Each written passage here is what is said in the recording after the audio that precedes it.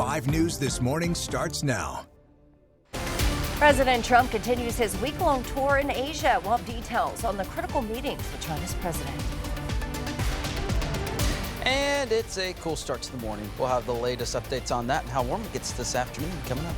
And food benefit programs are set to run out of money in under a week. How local food banks are preparing amid the government shutdown. Well, first, a live look outside in Poto this morning at 6:30. Good morning to you there. Thanks for waking up with us. Hope you had a great weekend.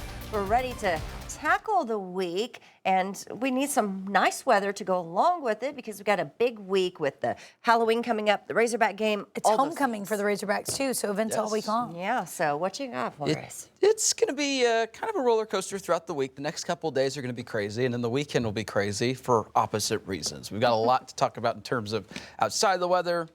By the time we get to the weekend, we got the fallback, Razorbacks, Halloween.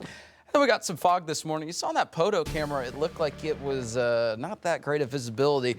There is some patchy fog. I'll show you where here in just a minute. But we got some warmer temperatures today, and then we have another system that arrives late tonight into tomorrow. So in the meantime, as you're getting up this morning, 57 in Fayetteville right now. It's nice and on the cooler side, but not super chilly or anything like that this morning. 60 right now in Fort Smith, and you can see we're keeping those low-hanging clouds, and we'll keep clouds throughout the day pretty much today. Here's a look at those temperatures around the region, ranging anywhere from the lower 50s into the lower 60s, depending on where you're watching from. Yeah, so it's a nice and cool, but not cold start to the morning. It's a pleasant start to the day, except for some areas of some patchy fog. You did see in Poto there was some fog there, still some fog in Sallisaw, even into portions of northwest Arkansas. So right now it's not super dense, but it's just something to be aware of as you're headed out this morning. There will be some patchy fog. We're going to keep those low-hanging clouds, and also throughout the day today, it'll get a little bit warmer with some breaks in the clouds right around the lower to mid-60s northwest Arkansas. And as we head to the River Valley, upper 60s will be your afternoon highs. That's a look at your forecast, and now let's take a look at your traffic across the region. And so far, not anything to report on in terms of accidents or anything like that. You're looking in the River Valley at I-540. And traffic's starting to pick up this morning, but fortunately, I don't have any sort of accidents to report on for this time. So hopefully have a great start to your morning. I'll have more on that forecast coming up. All right, thanks for that, Joshua. Well, this morning marks day 27 of the government shutdown. The Senate will be back in session this afternoon in Washington. Senators have voted and failed to pass the same GOP funding bill 12 times so far. Democrats are standing firm, demanding extensions to health care subsidies. On Sunday, one of the nation's busiest airports, LAX, ground to a halt because of staffing problems. But the airport was back to normal by the evening. Meanwhile, air traffic controllers will miss their first full paycheck tomorrow. Well, this morning, the effects of the shutdown are starting to be felt by millions of Americans. With less than a week until food benefit programs run out of funding, 5 News reporter Bill Russell brings us the latest.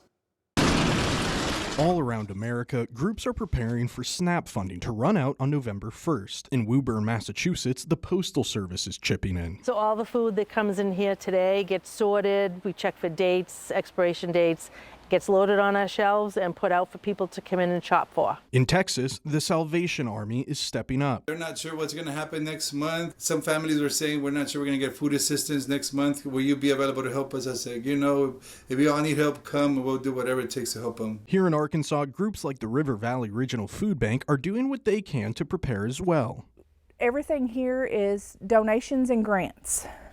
We are not federally or state funded, so everything everybody does helps, counts, and helps to feed your neighbor in need. Right now, over 200,000 Arkansans rely on SNAP. Should the government shutdown run into next weekend, those benefits will run out. People are hungry, and I don't think people realize how many people here are hungry. Arkansas says 1 in 5, and children is 1 in 4. On Friday, federal workers received their first paycheck of the shutdown. The amount on it read $0. I would have never thought in a million years that I would have been in this position to have to go to a food bank.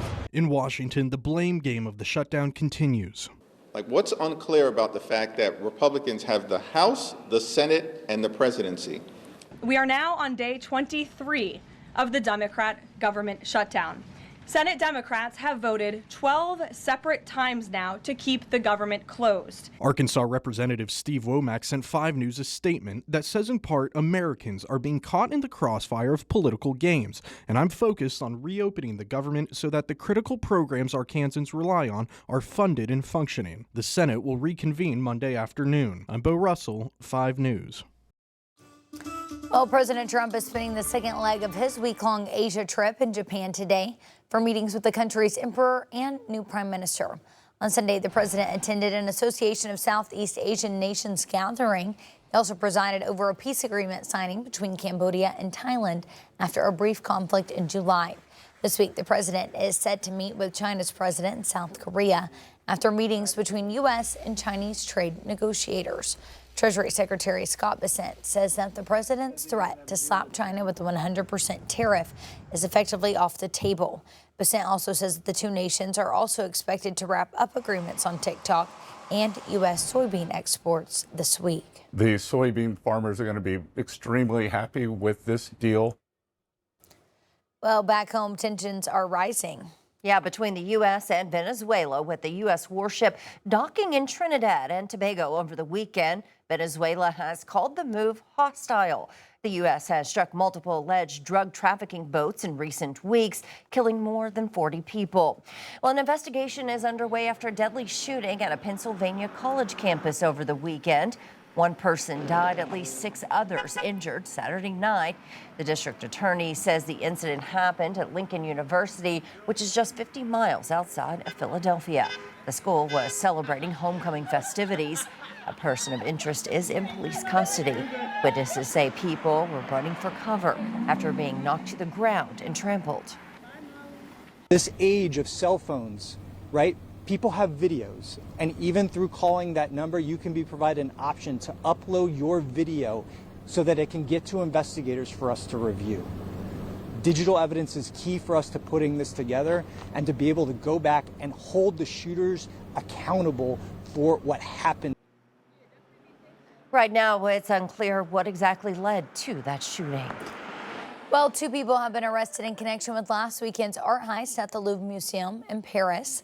A French prosecutor said that the arrests were made late Saturday as one of the suspects was attempting to board a plane at a Paris airport. During the heist, it took thieves less than 8 minutes to steal jewels valued at over $100 million. Well, Halloween just 4 days away, and while most families are getting ready for costumes and candy this week, advocates for dementia patients are reminding us that the holiday can be overwhelming for some older adults, especially those living with Alzheimer's. And individuals with Alzheimer's or dementia might actually have a hard time understanding the difference between what is a costume or what is a decoration and what is real. So they might have a very real fear of what is going on in a holiday like Halloween.